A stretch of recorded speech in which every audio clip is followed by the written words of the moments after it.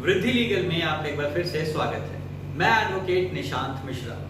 दोस्तों, आज हम लोग सीखेंगे कि आखिर एक राइट टू इन्फॉर्मेशन की एप्लीकेशन किस तरीके से ड्राफ्ट की जाती है। वृद्धि लीगल चैनल पे आपको पहले भी ऐसे वीडियोस मिलेंगे जिसमें हमने ड्राफ्टिंग की बात की हुई है और right to information application draft करने के लिए भी ऑलरेडी एक वीडियो हम लोगों ने डाल रखा है। लेकिन इस सीरीज में जहां पे हम लोगों ने पहले वीडियो में बताया कि आरटीआई एक्ट किस तरीके से आया है, उसका इंट्रोडक्शन क्या है, उसका हिस्टोरिकल बैकग्राउंड क्या है, उसके बाद हमने बताया कि राइट टू इन्फॉर्मेशन एक्ट की एप्लीकेबिलिटी क्या है, तो उसके बाद हम लोगों को लगा कि एक नेसेसिटी है इस चीज को लेकर के भी कि एक सीरीज में हम आप लोगों को एक्सप्लेन करते हैं कि राइट टू इन्फॉर्मेशन एक्ट के अंतर्गत एक एप्लीकेशन किस तरीके से ड्राफ्ट करते हैं, प्लस किस तरीके से उसको फाइल किया जाता है या उसको पोस्ट किया जाता है और कौन कौन से ऐसे कंप्लायंसेस हैं जो कि एक एप्लीकेंट को पूरा करना होता है। तो आइए शुरू करते हैं अपने ड्राफ्टिंग के साथ कि आखिर आरटीआई एप्लीकेशन किस तरीके से हमें ड्राफ्ट करनी चाहिए या किस तरीके से ड्राफ्ट होती है। तो दोस्तों, इस वक्त मेरे हाथ में है एक राइट टू इन्फॉर्मेशन की एप्लीकेशन जो कि मैंने ड्राफ्ट की थी, जो कि अभी आप अपने स्क्रीन पे भी देख पा रहे होंगे, बाकी मैं भी ऐसे दिखा दे रहा हूँ।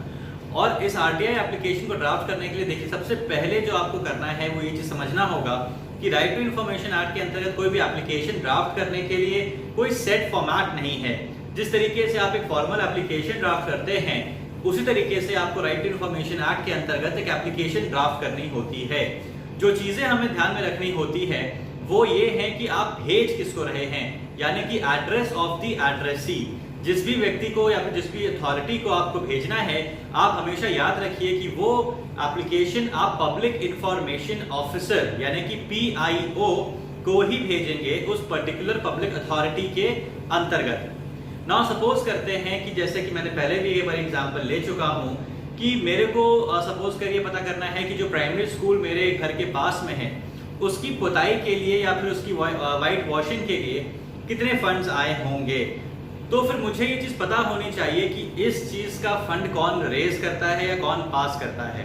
अगर किसी भी केस में मुझे नहीं पता है कि ये इंफॉर्मेशन मुझे किस पब्लिक अथॉरिटी से लेनी होगी, तो उसके आसपास की किसी भी पब्लिक अथॉरिटी से आप जो है वो इंफॉर्मेशन अगर सीख करते हैं, तो कंसर्न पब्लिक अथॉरिटी जिसको आपने वो लेटर भेजा है, वो पब्लिक अथॉरिटी जो सच में इंफॉर्मेशन आपको देने वाली है पब्लिक अथॉरिटी, उसको अंडर सेक्शन 6 वो एप्लीकेशन ट्रांसफर कर देता है और फिर जो भी कंसर्न पब्लिक अथॉरिटी है जो ऑथराइज्ड है उस इंफॉर्मेशन को एक्सेसिबल बनाने के लिए, वो पब्लिक अथॉरिटी आपको उस एप्लीकेशन के बेसिस पे जो भी क्वेश्चन आपने पूछा होगा, अगर वो अंडर सेक्शन 8 एग्जेम्पशन क्लॉज में नहीं आता होगा, तो आपको information with in a period of 30 days दे दी जाएगी।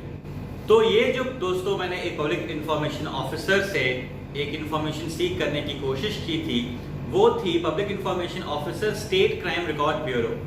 जी हाँ, मैंने एक आरटीआई फाइल किया ये चीज जानने के लिए कि स्टेट ऑफ उत्तर प्रदेश में सन 2014 से लेकर के सन 2019 तक कितने ऐसे केसेस हैं जो कि under section 326A and under section 326B में फाइल किए गए हैं। और मैंने साथ ही साथ ये भी पूछा कि कितने ऐसे केसेस हैं उन केसेस में से जिनको रिजॉल्व कर दिया गया है या फिर जिन पे कोई एक्शन लिया गया है।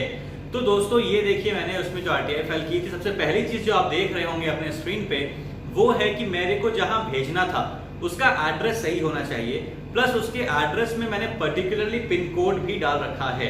होता क्या है कि जब आप स्पीड पोस्ट से या फिर रजिस्टर्ड पोस्ट से अगर आप अपनी आरटीआई एप्लीकेशन को भेजेंगे तो पिन कोड आपको मेंशन करना बहुत ही जरूरी होता है। और ये एड्रेस जो भी पब्लिक अथॉरिटी है उसका आपको गूगल पे भी मिल जाएगा। एक चीज आप लोग और ध्यान रखें कि जैसे अगर आपको कोई भी right to information application file करनी है, तो आप जब गूगल पे सर्च करें तो पब्लिक इंफॉर्मेशन ऑफिसर का एड्रेस सर्च करें। कई बार ऐसा होता है कि जो एडमिनिस्ट्रेटिव बॉडी होती है उसका ऑफिस कहीं और होता है और जो इंफॉर्मेशन ऑफिसर होता है उसका एड्रेस कहीं और होता है। ये चीज अगर हम लोग समझ लेंगे तो हमें सही समय पे सही इंफॉर्मेशन मिल जाएगी। क्योंकि अब सपोज करिए कि आपको रेलवे से कोई इंफॉर्मेशन सीख करनी है, अब आपने रेलवे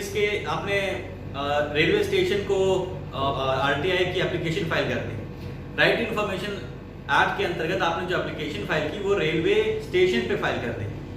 अब वहां पे जो स्टेशन मास्टर होगा उसके पास वो एप्लीकेशन जाएगी। Now station master is not authorised to furnish you the information under the right to information act.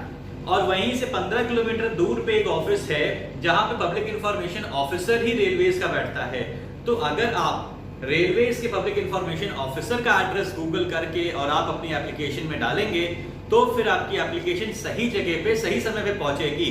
वरना कई बार ऐसा भी होता है कि आपकी एप्लीकेशन का सही एड्रेस ना होने के कारण वो एप्लीकेशन ठंडे बस्ते पे चली जाती है और फिर आप जो है अपील करते हैं और फिर आप एक स्ट्रगल पूरा फेस करते हैं कि आपको इंफॉर्मेशन मिले। इसलिए बेहतर ये है कि सही जगह पे आप एप्लीकेशन को भेजें। उसके बाद आप देखेंगे कि सब्जेक्ट लिखा हुआ है, मैंने बहुत ही सिंपली साफ साफ लिख दिया है कि seeking information under the right to information act 2005। ये एक बहुत ही जनरल तरीके का सब्जेक्ट है जो कि मैं सेफर साइड पे रहने के लिए हमेशा यही एक सब्जेक्ट डालता हूं कि मेरे को कुछ नहीं चाहिए, मैंने कुछ क्वेश्चंस पूछे हैं, आप उसका जवाब दे दीजिए। And this is what I write that seeking information under the right to information act 2005। उसके बाद जैसे ही मैं पैरा स्टार्ट करता हूं तो मैं पहले अपने बारे में बताता हूं।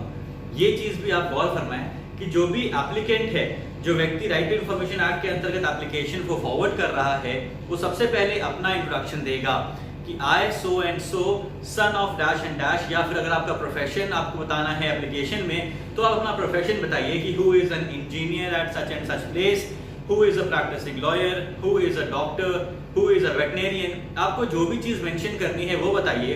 प्लस बहुत ही जरूरी ये है कि आप अपना एड्रेस बताइए।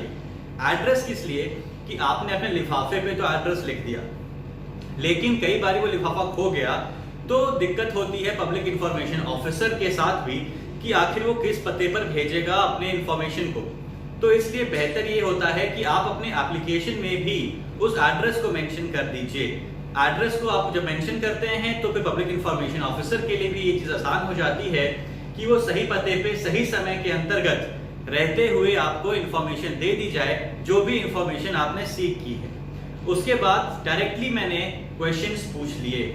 मेरा पहला क्वेश्चन जो मैंने आप लोगों को पहले ही बता रखा है वो यही है कि how many cases of acid attack, that is cases under section 326A and 326B of Indian penal code has been registered in Uttar Pradesh from January 1st 2014 to December 31st 2019 each year.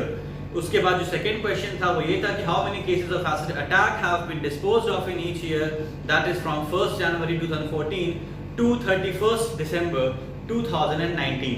तो ये दो क्वेश्चंस मैंने पूछे। अब क्या कोई limitation है कि आपको कितने क्वेश्चंस पूछने चाहिए या कितने क्वेश्चंस आप पूछ सकते हैं राइट टू इंफॉर्मेशन एक्ट के अंतर्गत एक एप्लीकेशन में?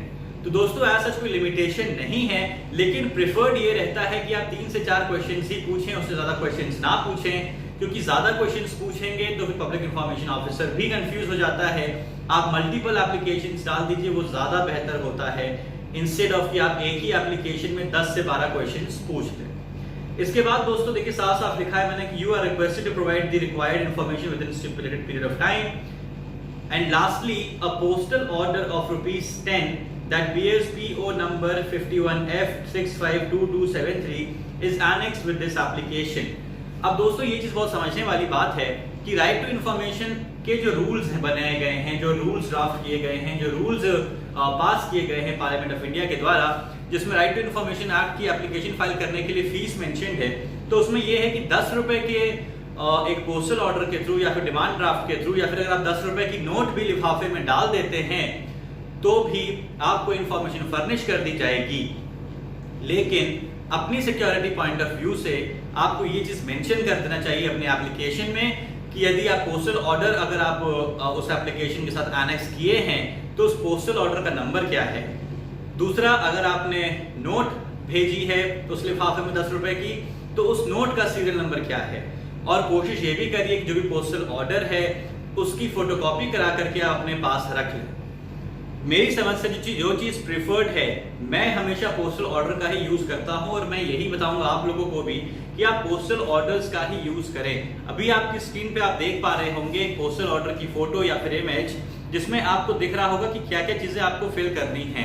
तो सबसे पहले जैसे जब भी आप पोस्टल ऑर्डर आप भरते हैं या फिर पोस्टल ऑर्डर आप भेजते हैं तो उसमें देखिए आपने लिखा है पे टू।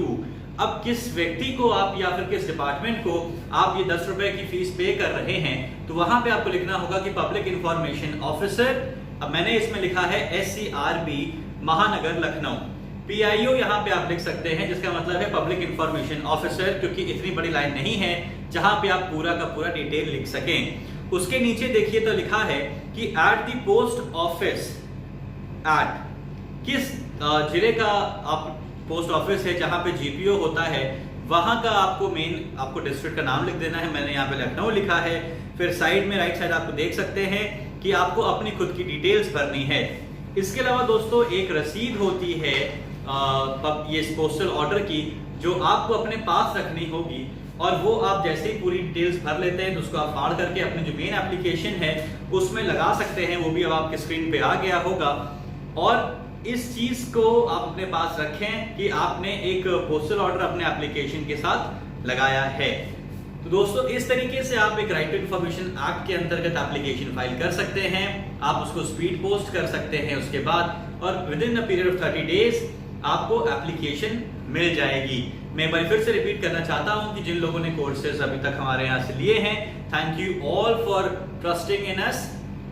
इसी तरीके से आप लोग ट्रस्ट करते रहिए और ज्यादा से ज्यादा कोर्सेज आप लेते रहे हमारे यहाँ से, because the courses which we provide are really very affordable. Some courses are free of cost. और आप मेन पर्पस समझिए हम लोगों का तो यही है कि लीगल नॉलेज आप लोगों तक पहुंचे और लीगल नॉलेज को आप लोग स्प्रेड करें हमारे चैनल के थ्रू भी।